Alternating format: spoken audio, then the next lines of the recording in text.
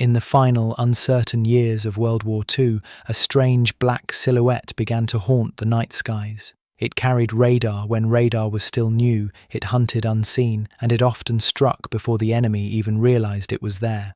It was the P-61 Black Widow, America's first true night fighter aircraft and the first operational US plane built specifically to locate, track, and destroy enemy aircraft in total darkness. Its crews called it powerful and mysterious. Its enemies, when they learned what had hunted them, feared its name. This is the complete story of the Black Widow, a weapon born from desperation, engineered with innovation, and remembered as one of the most fascinating aircraft of the Second World War.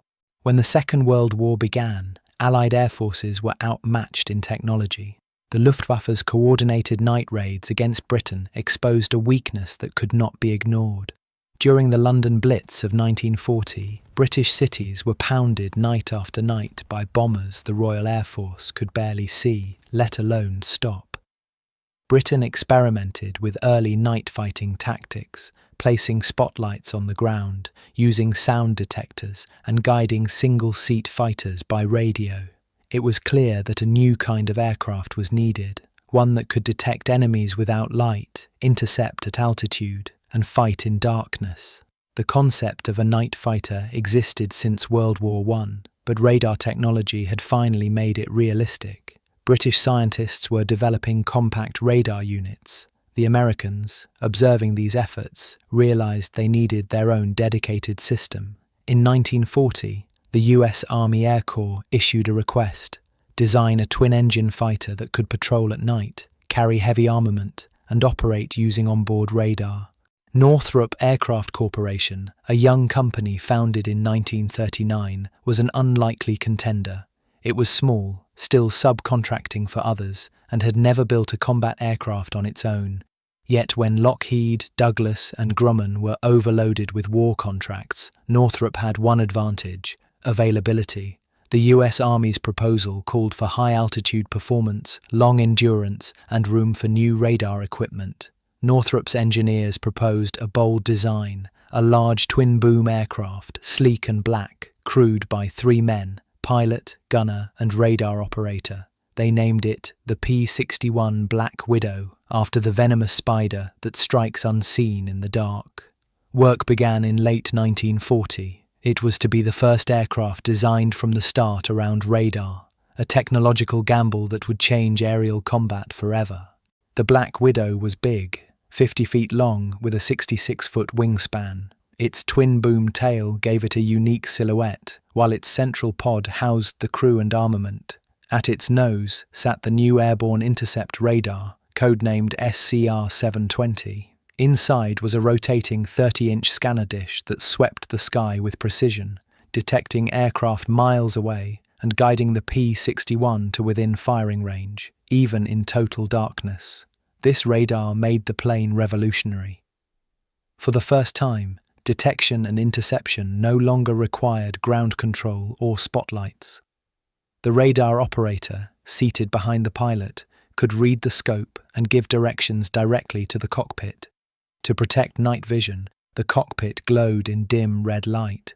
The rest of the aircraft was painted deep, glossy black, a color tested in Florida night trials, where it proved almost invisible to searchlights in more than 80% of runs. The plane was armed to the teeth, 4 20mm Hispano cannons mounted beneath the fuselage, and 4.50 caliber Browning machine guns in a remote-controlled dorsal turret. The turret could rotate 360 degrees and elevate 90, allowing coverage in nearly all directions. Both gunner and radar operator could control it, or it could be locked forward for the pilot to fire. Power came from 2 Pratt & Whitney R2800 double Wasp engines, each producing 2,000 horsepower, the same engines used in the F-6F Hellcat and P-47 Thunderbolt. Despite weighing nearly 30,000 pounds, the P-61 could reach 366 miles per hour, impressive for such a heavy night fighter. Flight tests began in 1942. Problems appeared quickly. The plane was large and complex, with visibility issues from the cockpit and mechanical quirks in the turret system. Engine vibration and aerodynamic instability delayed approval. It would take over a year and a half before the aircraft reached production readiness. Meanwhile, the Army Air Forces were desperate to begin training night fighter crews. During this period, the P-61 evolved constantly. Changes in radar, gun placement, and weight distribution led to repeated redesigns. By 1943, Northrop had finally produced a version stable enough for combat trials. Night tests showed the black paint scheme offered a clear advantage, and by February 1944, all production P-61s left the factory painted deep, non-reflective black. The name Black Widow now fit perfectly. The Black Widow's first public appearance came in January 1944 during an Army-Navy show at the Los Angeles Coliseum. 75,000 people attended. When the P-61 flew over the stadium at night, the crowd could hear the engines, but they couldn't see the plane. The first operational squadrons were the 422nd and 425th Night Fighter Squadrons, deployed to Europe in mid-1944. They arrived too late for the D-Day invasion, but soon began missions against German V-1 buzz bombs and Luftwaffe night raiders. Another unit, the 414th Squadron, received its aircraft in December 1944, just in time for the Battle of the Bulge, Germany's final major offensive in the West. Here, the P-61 showed both its strengths and weaknesses. It could find enemies in the dark, but its speed was limited compared to the latest German fighters. Lieutenant Van Nies-Winder, flying his aircraft Daisy May, once pursued a Messerschmitt Me 410 across the treetops. He chased at full throttle, but the German plane pulled away at 400 miles per hour. The Widow simply couldn't keep up. By the end of 1944, the European squadrons also suffered shortages of spare parts. Northrop, still a small manufacturer, struggled to meet demand. Crews learned to repair what they could and cannibalize damaged aircraft to keep others flying. While the European war tested the Widow's limits, the Pacific would showcase its power. After the US captured Guadalcanal in 1942, Japanese night bombers began harassing American bases. Before the P-61 was ready, pilots used converted B-25s, P-38s, and P-70 for night defense. But these makeshift fighters were unreliable. In May 1944, the Black Widow finally arrived. The 6th Night Fighter Squadron became the first to operate it in the Pacific, followed by the 418th, 419th, and 421st Squadrons. They were stationed across New Guinea, the Dutch East Indies, and later the Philippines. On July 1, 1944, Lieutenant Owen Wolfe and Radar Officer Byron Aline of the 421st Squadron achieved one of the P-61's first confirmed kills. A Japanese twin-engine bomber intercepted and destroyed over the ocean despite stormy weather disrupting radar.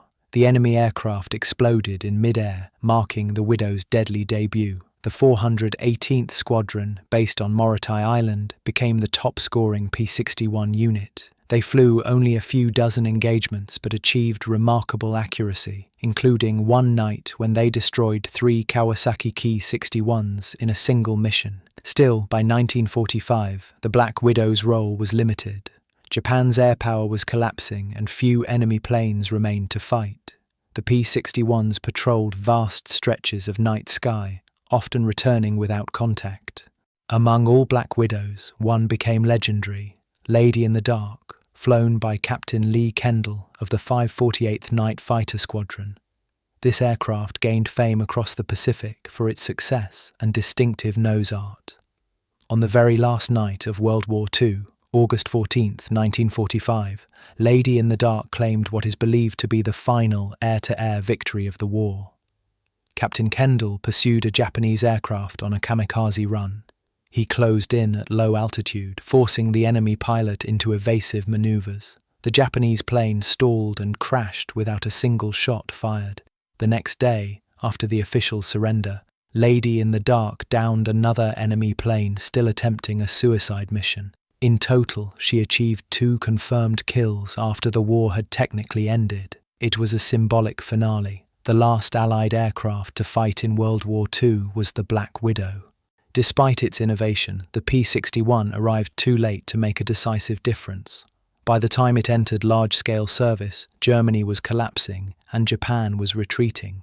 Its greatest adversaries were no longer enemy fighters, but time itself and advancing technology. Northrop engineers tried to modernize it, adding turbochargers, improving radar, refining the turret, but it remained slower and heavier than new designs. In Europe, the British Mosquito Mk-17 proved superior in both speed and range, gradually replacing the Widow for many missions. Still, the Black Widow's legacy was secure. It had shown what radar could do. It had opened the door to the modern concept of all-weather interceptors, where sensors mattered as much as speed. When peace came in 1945, most P-61s were grounded or converted for research.